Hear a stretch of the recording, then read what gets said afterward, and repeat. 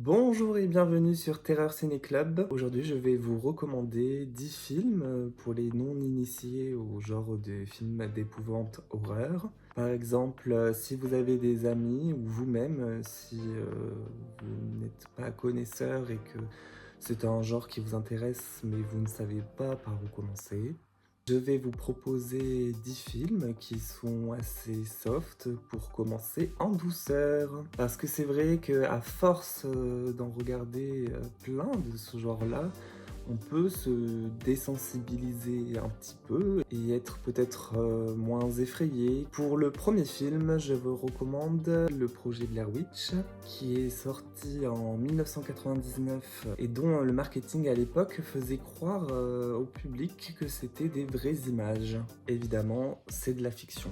Le 21 octobre 1994, 3 étudiants de cinéma vont aller dans la forêt de Black Hills, dans le Maryland, pour faire un documentaire sur une légende locale, la sorcière de Blair.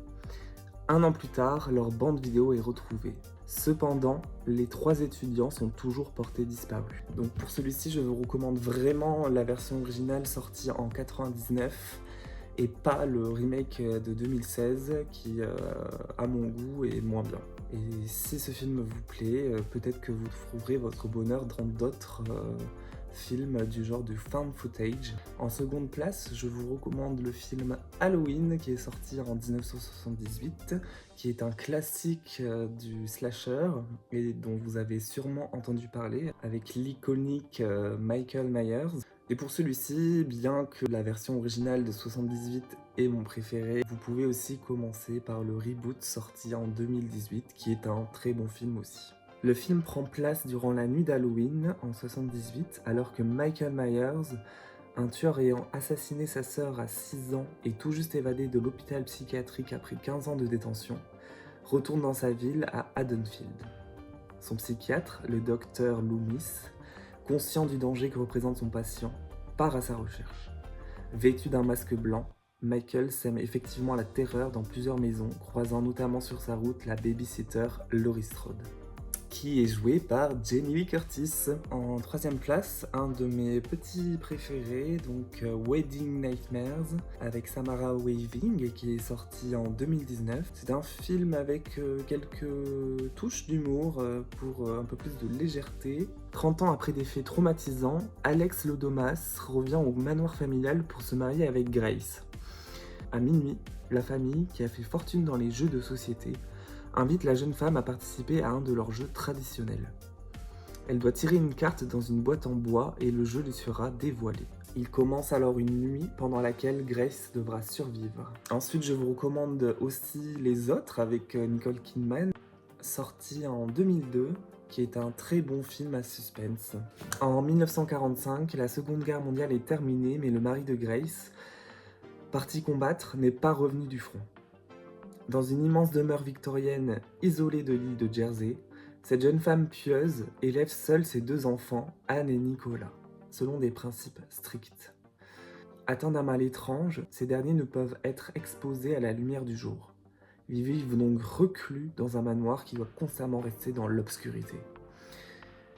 Elle va être témoin petit à petit de phénomènes étranges. Ensuite, encore un de mes préférés, réalisé par James Wan et sorti en 2010, c'est évidemment Insidious, avec notamment Patrick Wilson et Rose Byrne. Celui-ci est un peu spécial, il a un côté très baroque, presque camp, et la bande-son est absolument extraordinaire. Josh, son épouse et leurs 3 enfants vivent depuis peu dans leur nouvelle maison lorsque leur fils aîné tombe dans un coma inexpliqué. Pendant que leur maison est hantée, ils réalisent que tout est lié à leur fils dans le coma, quand un médium leur révèle que l'âme de ce dernier se trouve dans une dimension astrale, et que des forces maléfiques veulent s'emparer de son enveloppe corporelle.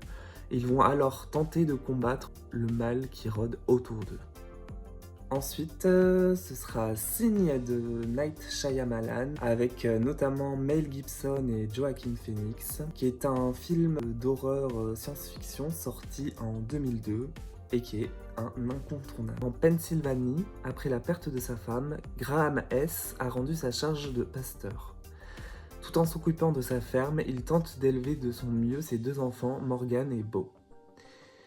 Son jeune frère Merrill, une ancienne gloire du baseball, est revenu vivre avec lui pour l'aider. Un matin, la petite famille découvre l'apparition dans ses champs de gigantesques signes et cercles étranges. Des extraterrestres seraient-ils à l'origine de tels phénomènes surnaturels? Ensuite, je vous recommande Get Out, sorti en 2017 et réalisé par Jordan Peele, un bon film d'horreur avec des twists qui est classé comme de l'horreur comédie. Alors pour moi, c'est plus de l'horreur sans de la comédie, mais vous pouvez vous faire votre avis vous-même. Alors que Chris et sa copine Rose vont rencontrer leurs parents respectifs, elle l'invite dans la résidence secondaire de sa famille pour un week-end. D'abord, Chris comprend que le comportement un peu étrange de la famille de Rose est lié au fait qu'il est noir et qu'elle est blanche. Cependant, il découvre que la vérité est bien plus dérangeante. C'est un bon film avec un super twist, je vous le recommande chaudement. En 8e place, Happy Birthday, qui est lui pour le coup de la comédie horrifique et qui est une très bonne comédie et qui est un film léger pour passer un bon moment.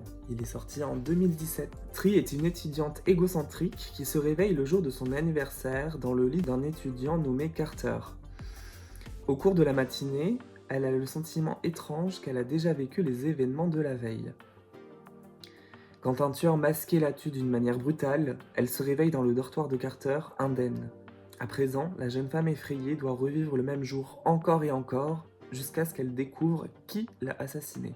En avant-dernière place, un classique des slashers et des films d'horreur dont vous connaissez certainement le nom, c'est Scream de Wes Craven, est sorti en 96. C'est évidemment un classique du genre qui a donné naissance à beaucoup d'autres films et qui était en fait une parodie à l'origine.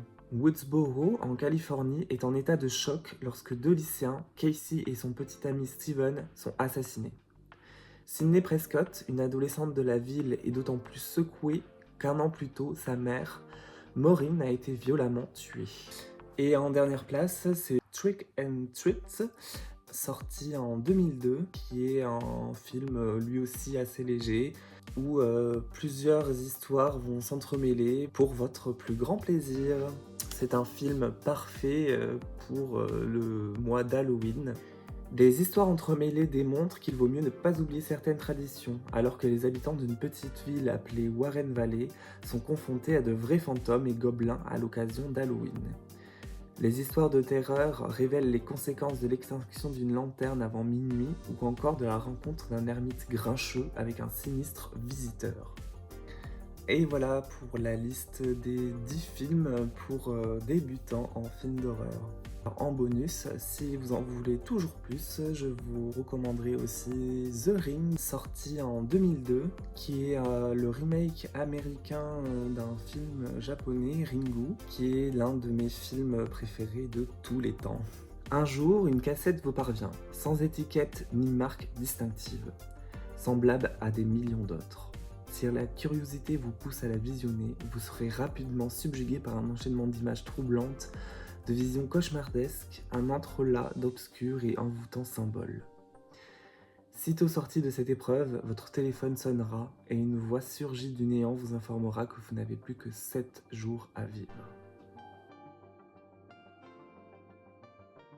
Il a une ambiance très particulière, très morose, les couleurs sont très froides. C'est vraiment une expérience à part entière, mais qui est peut-être un peu plus relevée que les 10 autres films de cette liste. Et voilà pour mes 10 films que je recommande aux non-initiés aux films d'horreur. Est-ce que vous avez vu ces films? Est-ce qu'ils vous ont plu? N'hésitez pas à me le dire dans les commentaires.